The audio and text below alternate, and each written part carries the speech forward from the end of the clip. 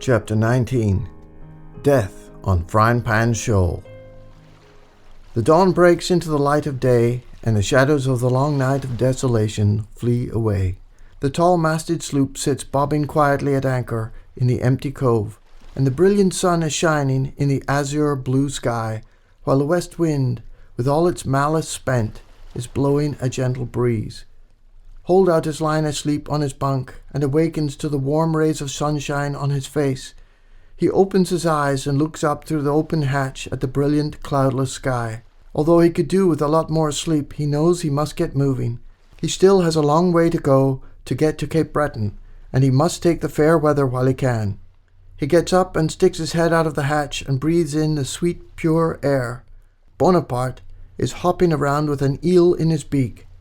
On land, the old abandoned farmhouse stands witness to past lives lived and storms long forgotten. Holdout lights the alcohol stove and puts on the kettle and a pot full of oatmeal. He pulls out the paper charts and plots his course for the day. After his hearty breakfast, he fires up the engine and raises the main, which flaps gently in the wind. He goes forward and raises and secures the anchors. He goes back to the helm, and the old sloop, with Bonaparte on the cabin deck, is underway again. The old sloop leaves the forlorn, forsaken cove and passes Hurricane Island. Holdout unfurls the jib and kills the engine. A much kinder, gentler west wind arrives and fills the sails, and Holdout makes his course for Seal Harbor along the coast. The early morning sky is brilliant, and the glittering sea is perfectly flat, and the sailing is easy. No sailor could ask for more. A symphony of voices fill the air from the long-winged gulls and flocks of terns swirling above the seashore, and tiny storm petrels swoop down over the water, tapping their little feet.